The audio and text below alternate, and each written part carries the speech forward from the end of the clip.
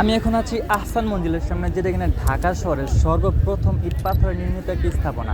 প্রায় 150 বছরের পুরনো এই স্থাপনাটি এখনও মাথা উঁচু করে দাঁড়িয়ে আছে, ইতিহাসের সাক্ষী হয়ে। আহসান মঞ্জিলের এই গম্বুজটি ছিল একসময় ঢাকা শহরের সর্বোচ্চ চূড়া। তো চলুন তাহলে আহসান মঞ্জিলের ইতিহাস সম্পর্কে একটু জেনে আসি। আহসান মঞ্জিল পুরান ঢাকার ইসলামপুরে বুড়িগঙ্গা নদীর তীরে অবস্থিত। এই আহসান মঞ্জিলের সাথে জড়িয়ে রয়েছে ঢাকার 100 বছরের পুরনো ইতিহাস। ঢাকার পুরনো স্থাপনাগুলোর মধ্যে অন্যতম শ্রেষ্ঠ স্থাপনা হিসেবে বিবেচনা করা হয় এই আহসান মঞ্জিলকে। নবাব পরিবারের বহুল স্মৃতি বিজড়িত এই প্রাসাদটি বর্তমানে জাদুঘর হিসেবে পরিচালিত হচ্ছে। অষ্টাদশ শতাব্দীর মাঝামাঝি সময়ে জমিদার শেখ এনায়েতুল্লাহ আহসান মঞ্জিলের বর্তমান স্থানে রংমহল নামে একটি প্রমোদ ভবন তৈরি করেন। পরবর্তীতে তার পুত্র শেখ মতিউল্লাহ রংমহলটি ফরাসি বণিকদের কাছে বিক্রি করে দেন। 1830 সালে নবাব আব্দুল গনির পিতা খাজা আলিমুল্লাহ এটি কিনে নেন। এরপর 1859 সালে নবাব আব্দুল গনি সেখানে প্রাসাদ নির্মাণ শুরু করেন। দীর্ঘ 13 বছর লেগেছিল প্রাসাদটি নির্মাণ করতে। তিনি তার প্রিয় পুত্র খাজা আহসানুল্লাহর নাম অনুসারে নামকরণ করেন আহসান মঞ্জিল।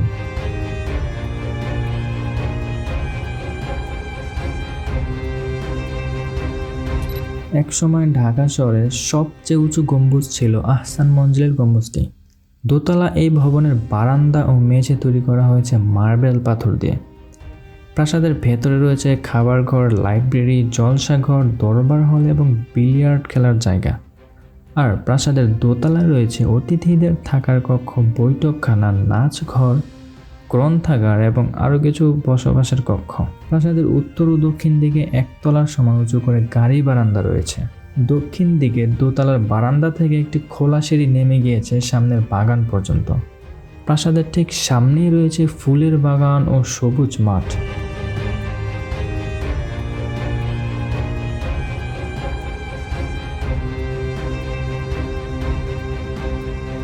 আহসান মঞ্জিলকে ঢাকা শহরের প্রথম ইট পাথরের তৈরি স্থাপত্য নিদর্শন হিসেবে মনে করা হয়। আর তৎকালীন নবাবদের হাতে এই ভবনে প্রথম বৈদ্যুতিক বাতি জ্বলে ওঠে। আহসান মঞ্জিলের স্থাপত্যশৈলী পশ্চিমাদেরও সমানভাবে আকর্ষণ করে। ব্রিটিশ গভর্নর লর্ড কার্জন ঢাকায় আসলে এই ভবনে থাকতেন বলে প্রমাণ পাওয়া যায়। 19 শতকের মাঝামাঝি থেকে প্রায় 100 বছর পর্যন্ত এই প্রাসাদটি বাংলার একটি প্রধান রাজনৈতিক কেন্দ্র ছিল। 1906 খ্রিস্টাব্দে এখানে অনুষ্ঠিত এক বৈঠকে মুসলিম লীগ প্রতিষ্ঠার সিদ্ধান্ত হয়।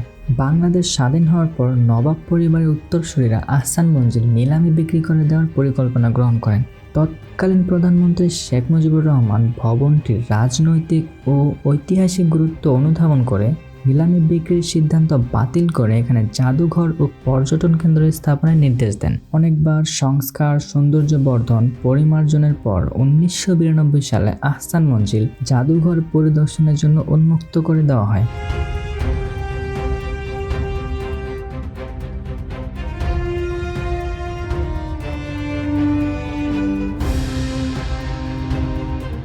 আহসান মঞ্জিল ভ্রমণের সবচেয়ে বড় আকর্ষণ জাদুঘরের সংগ্রহশালা। মোট 4077টি নিদর্শন আহসান মঞ্জিলের 30টি কক্ষে প্রদর্শনের জন্য উন্মুক্ত করা আছে। 9টি কক্ষ সেই নবাবী আমলের মতো করেই সাজানো রয়েছে। প্রতিটি কক্ষ আপনাকে সেই নবাবী আমলের ইতিহাসের কাছে নিয়ে যাবে।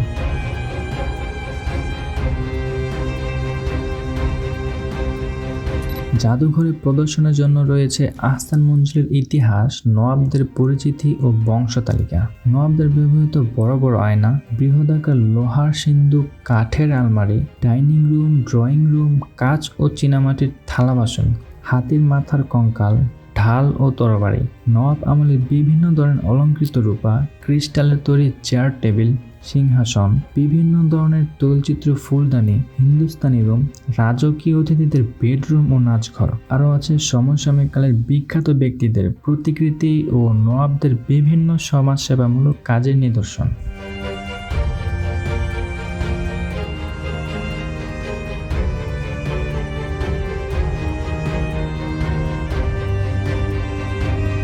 তো এই ছিল আহসান মঞ্জিলের সংক্ষিপ্ত ইতিহাস। আপনারা যদি আহসান মঞ্জিলের ইতিহাস সম্পর্কে জেনে থাকেন তাহলে অবশ্যই কমেন্ট বক্সে জানাবেন।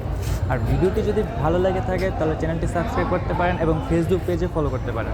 তো আজকে বিদায় নিচ্ছে এখানে, দেখা হবে পরবর্তী ভিডিওতে অন্য কোনো স্থানে। টিল দেন, টেক কেয়ার, আল্লাহ।